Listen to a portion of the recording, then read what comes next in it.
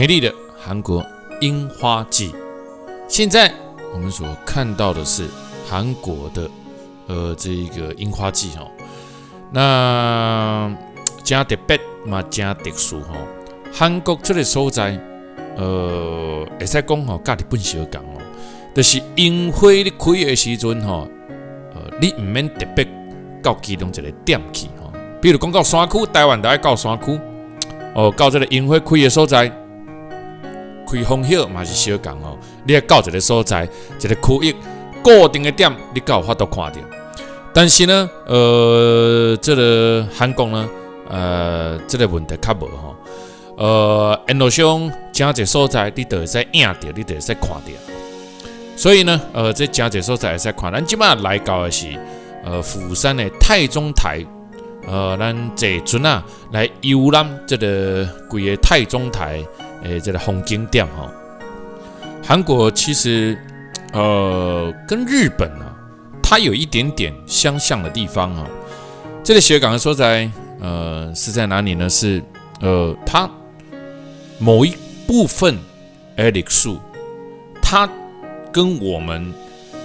台湾所读的历史呢，好像比较没有那么多。台湾你所了解到、你所读的历史呢，有可能是中国的啦，这个欧洲的啦、美国的啦，台湾家己本身的啦，东北亚部分或东南亚部分，在我们的这一种历史学上是比较少的哈。所以，当我们今天来到了这个韩国的时候，其实包括韩国的几代什么新罗王哦，我发现了，反而韩剧交代的哈。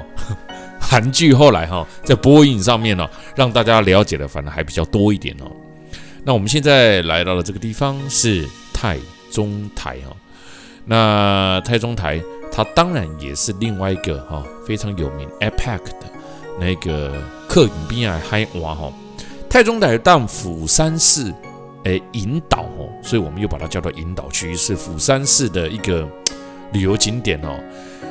咱它都经过边啊，迄个岛呢，200几公尺哈。那这个岛顶管呢有松树顶的树木的顶管哈。那其实你说真要介绍它什么，我还真介绍不上来哈，因为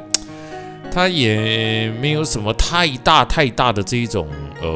所谓的可以介绍的点就是很单纯的风景哦。那据说它是新罗太宗武烈王统一3国料取名叫做太中台那他统一哪3个国呢？其实就是之前的朝鲜高丽它分裂成3个国家，它是一统把这整个高丽国家呢合并在一起。那讲较简单不了解看看韩剧那个善德女王好不好？那所以说这个对韩国的这个历史哇，你要介绍实在是很头痛的第一个我也不是很懂。讲真的啦那第二个呢，就是对大家对这个这个韩国的历史呢，研究的也比较没有那么深入了那再加上如果你是老一辈的哇，他的那个历史更是头痛了。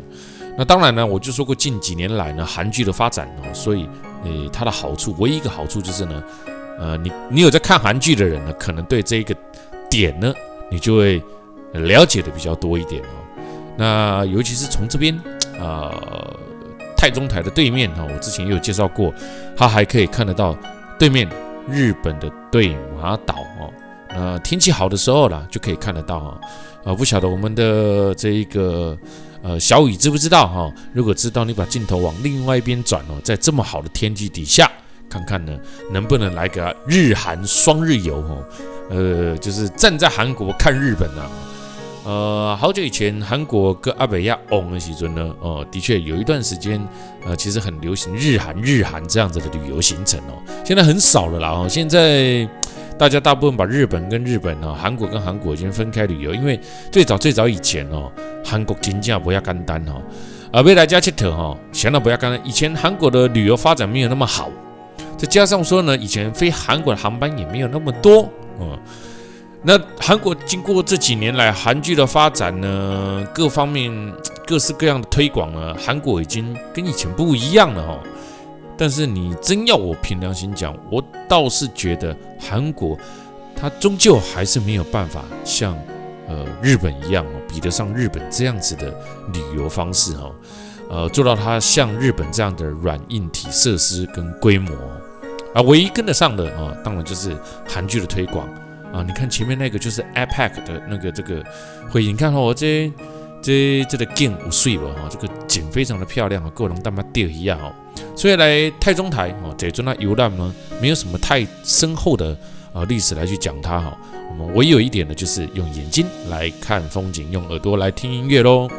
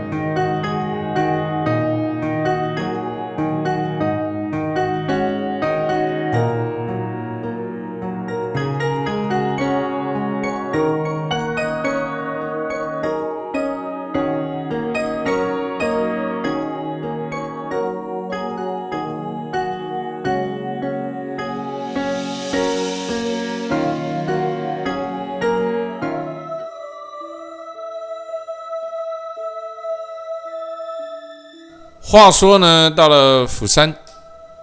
有2个地方比较偏向于宗教色彩的地方可以去玩，一个是海东龙宫寺另外一个就叫做梵宇寺那当然呢，第一次如果你听到金井山梵宇寺的时候，你会觉得是说是啥美西还是是一个什么样子的地方呢？会让你产生很大的疑惑其实梵宇寺位于韩国釜山金井山的山上是韩国最主要的佛寺之一。梵宇寺是新罗文武王新罗文武王如果说刚刚我说我不知道这个历史的，可以看看韩剧《善人女王》义香大师当时的文武王义香大师，据《地理志东国与地圣》记载当时呢义香大师所建的啦那这个文献上当时当然有记载了15世纪的时候，这个时候才被烧毁目前的建筑是17世纪所建那在这上面呢，是义香大师在文武王18年所建立的跟这个海印寺啦、通度寺啦并列为他们这边东帝家3大寺庙那当然了，这个韩国也不免俗的走向了佛教这一块区块那这里面呢，当然也拥有了非常独特、非常美丽的这个景色那在这边呢，也有很多的这一个故事流传着其中一个是三国仪式记载在西元600多年的时候，义香大师创建的是依照这一本叫做《神真东国与地》的圣览，记载上面身上有一条金光闪闪的鱼都要落在这个井内底那金井山就是安内来其实这个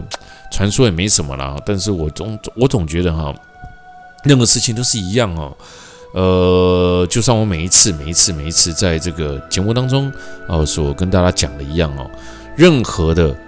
这个名胜古迹或山一定是要有所谓的神话传说，这种神话传说呢，就会让它变得更有名气那其实当时这个地方呢，我前面有讲到这个韩国的观光历史应该是讲哦，你讲韩国归档前哦，其实韩国几年前还不懂得去申请这一种世界遗产啦也不懂得说去在这一个像是这个这种历史古迹当中呢去做很大的这个修建或者是保护那当然这几年来韩国也意识到这一种自入性行销还有旅游国家的对国家的这个发展影响这咱也在讲较白这个像咱台湾学港台湾其实这个旅游观光业这一块区域呢荒废非常非常的久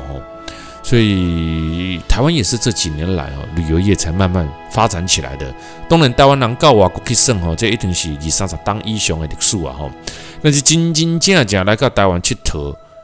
这个旅游呢是这几档才开始而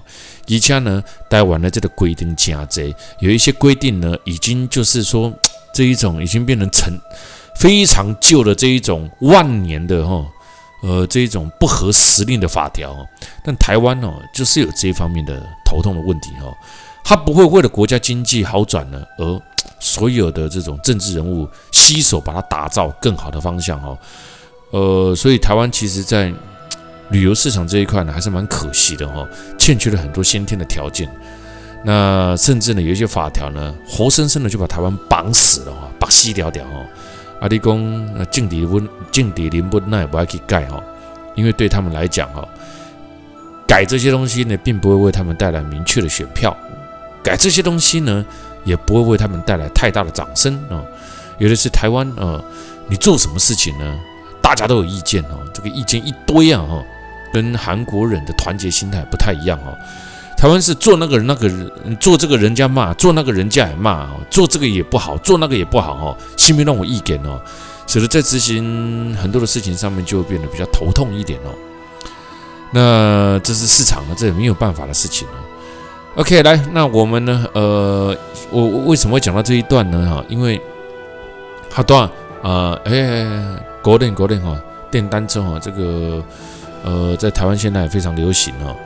那我现在要讲的其实就是这个问题就是刚刚在繁育寺所看到的是，因为繁育寺呢其实也荒废了一段时间那后来呢慢慢的修建到后来呢这个韩国政府呢越来越聪明知道用什么样的方式呢再把这一种旅游景点呢再包装再加工再送到市场上来再经过这种美丽的摄影手法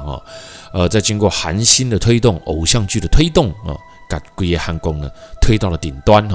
虽然很多人说韩国实际上真正的本体没有那么强但是不讳言的当所有的人在讲什么亚洲四小龙的时候呢韩国根本在他的认为哪有什么四小龙，他早就不是四小龙了那个是过去的名词了啦，20-30年以后还在讲四小龙这个不长进所以他认为他根本不是四小龙，为什么？因为那是过去式的金曼伯赫的四小龙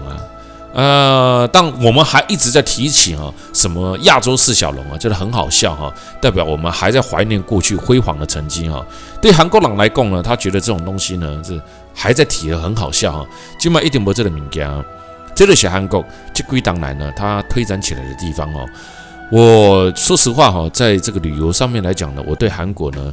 拥有一定的这种感情为什么？因为我觉得韩国这个好处的是讲它的这个消费在东北亚国家来讲的话算是真俗而且呢韩国真侪所在呢一年四季真水会使真好佚佗有真侪景点会使行，包括呢现在这几年来大概真哈韩所以韩国我一直觉得呢它是继中国之外一个非常好选择的地方，但是韩国唯一让我最不喜欢的一个最大的景点呢不是景点了一个点就是说呢韩国的这一种旅游形态你知道吗？在韩国呢，相信所有的人来到韩国玩都知道韩国会有一个导游，会有一个这个摄像小弟那这个导游基本上啥事都不干因为大家都不爱走大部分都给这个摄像小弟来做服务从头天就是这样这个咱今嘛看的这釜山夜景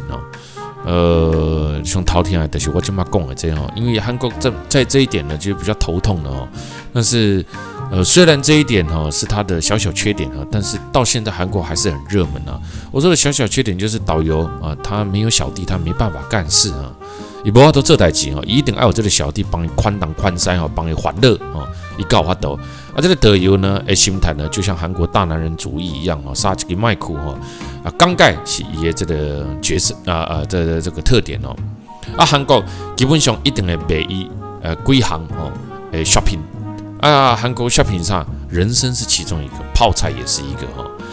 它跟中国大陆最不一样的地方在于哪边呢？在于说呢，中国大陆呢，你可以在全中国的各个省份呢买到一样的茶，买到一样的棉被这个是中国大陆比较头痛的地方那不买呢，门给你关起来以前人家常说的关门放狗当然那是夸张了，没那么夸张啊。那在韩国呢，它这一点呢，就是属于它真正这个韩国本地道地的它就推展它韩国的特色。但相对之下，也因为这样子，使得非常多的这个怎么说旅游团体呢来到这边呢，必须被这两样包裹着一个就是人参的卖店一个就是摄像小弟卖的照片我相信所有去过韩国人都知道这一点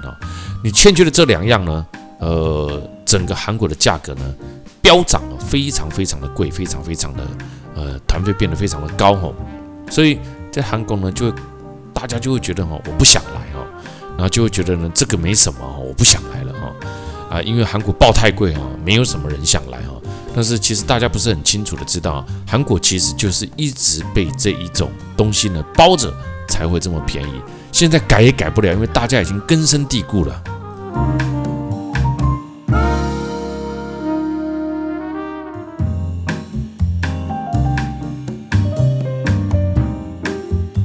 来哟！刚刚我们看到的那个是釜山塔，他在那个地方看什么？看夜景那这个夜景非常的漂亮，但是摄影机摄影出来呢还好，为什么？因为夜景真不好拍。来，我们现在来到的这个是乐天饭店说到了乐天饭店就会让我们想到了乐天集团这个乐天集团呢，对家长人来讲可能不是很熟悉但是你对年轻人来讲呢，年轻人一定很熟悉乐天这个品牌想要少年家做了解乐天呢，很简单因为乐天呢是一家韩国跟日本为中心的多元化的跨国集团。这个乐天他所做的这种拍卖网站风靡很多的这一个少年家所以你问年轻人没有人没听过乐天这个名称的那其实呢，乐天其实应该是在1948年的日籍的一个韩国人韩国人，但是是日本籍的在日本创立的上下是做食品后来在韩国发展在韩国开酒店、开百货公司愈开愈多，开到够球队所以到现在的韩国的乐天集团呢，在韩国的飞速发展已经变成了韩国的10大集团之一了。而且呢，它所涵盖的内容太广泛了它的广泛呢，零售、百货、金融、建筑、观光、乐天世界等等你到日本，你看到网络顶管、网站顶管的拍卖呢，都会使讲是乐天你到这个啥会到这个韩国，你也在看到一家的旅游的景点、旅游的风景包括也饭店，真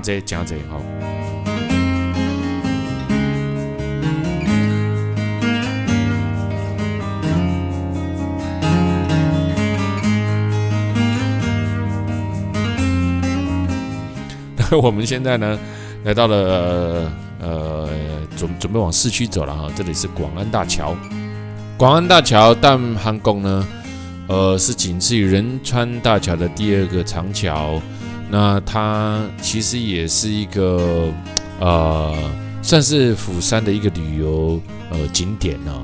那它仅次于仁川，就代表了它是在韩国的首都仁川有一个桥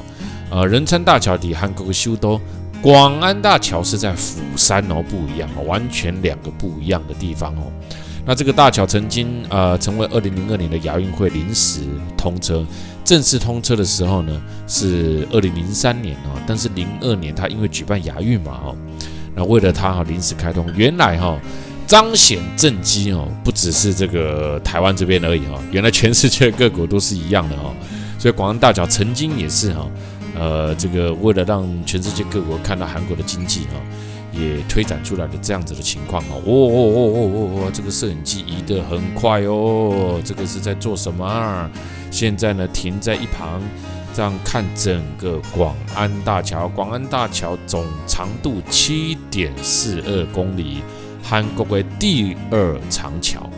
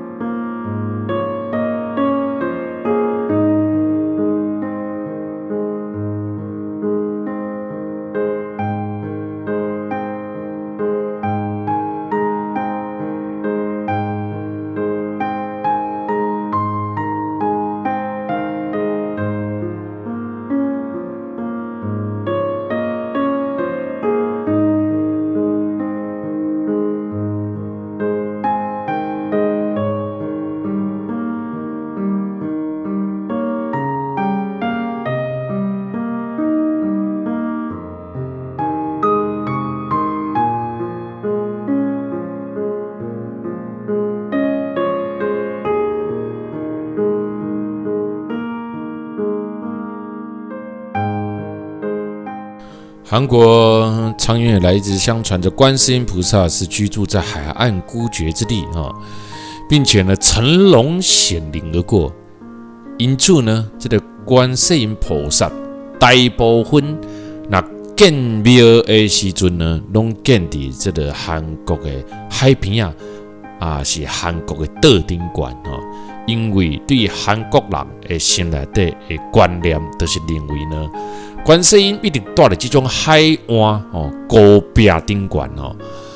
所以呢，韩国境内有3大观音圣地：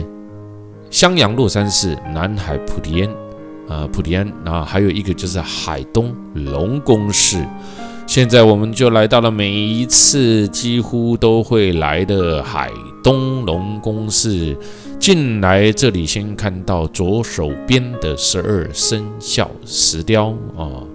然后呢，当然门口还有卖一些特色产品，还有卖一些什么卖一些那个红豆饼。那这个叫做交通安全塔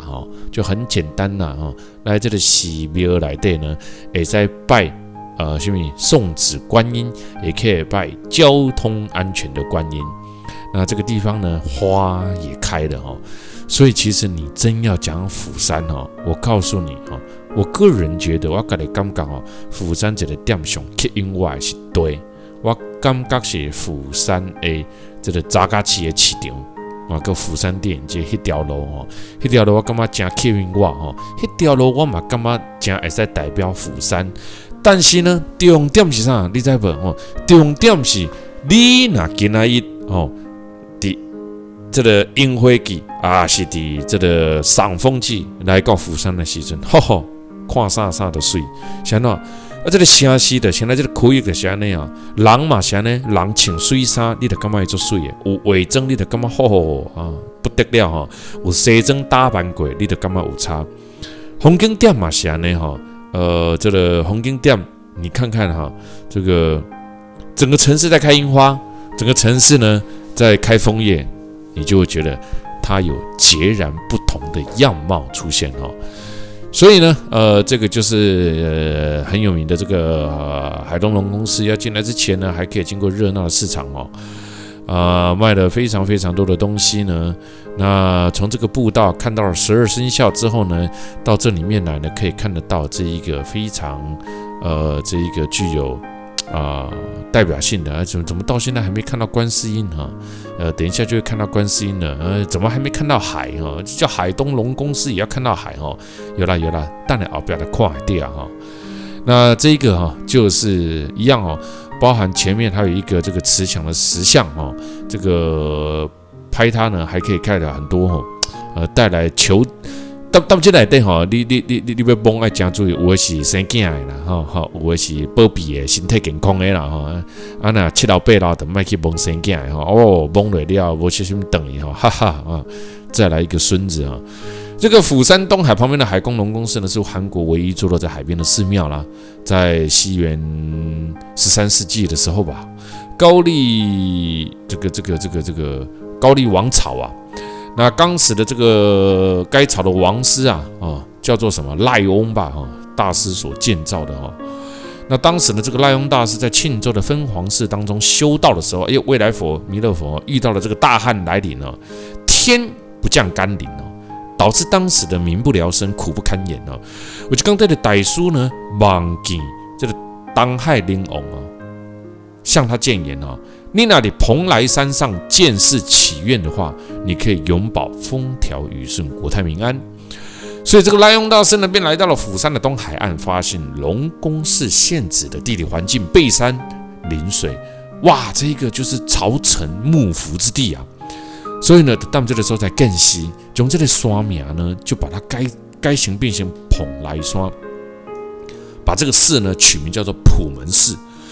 也因为普莱山意指的是神仙降世秘境之所，普门呢，什么？咱点来才听了普门哦，到我们台湾马赫，到我们这的韩国马赫，普门象征的就是大慈大悲的观世音菩萨，广大无边的法力啊。但是呢，也一样哈，他在当时战火连绵的时候呢，龙宫寺也遭到烧毁哈，300多年后，19世纪以后呢，才又重建了这个普门寺哈。现在一样是金光闪闪，现在一样是很多观光客来的地方喽。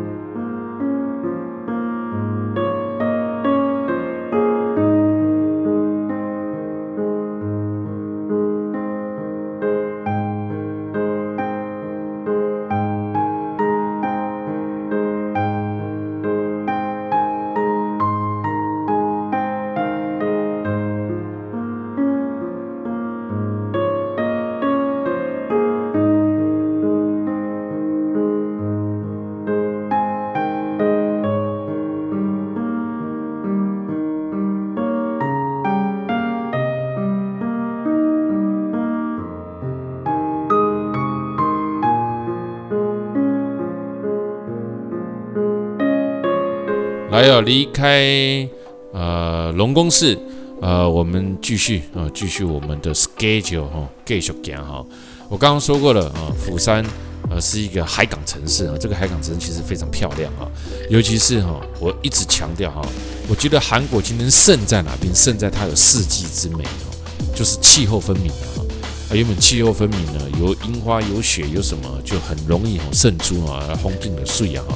今晚来到的是另外一个区域，叫做天空步道。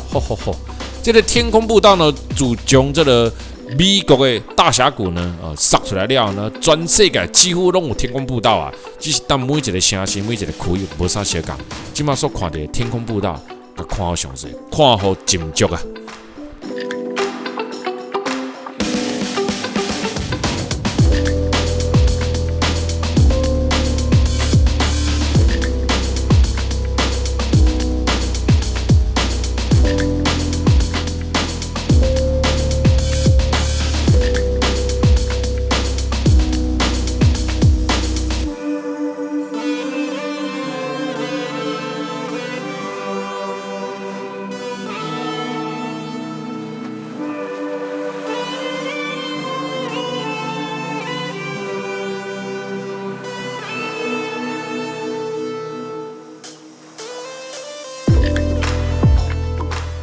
有没有看到后面刚刚那一片的山城？那一个其实就是釜山最有名的风景点呢，也代表你到了釜山的中心点哦。这就是我讲过，我真介釜山上大的重点之一，就是它在后边遐，依照这个海港所起起来五颜六色的这个厝，这就是我认为到釜山上水的景点其中一点哦。那春天来吼，什么花都开哦，该开的咱就给它翕起来哦。所以呢，花吼永远不寂寞哦，大家看到花都是很开心的。那我们现在呢，也来到了这个彩绘的文化村，走下来之后呢，我们也在这附近呢，就走向了这一个扎嘎奇文化市场哦。这一个彩绘的文化村，就是我们刚刚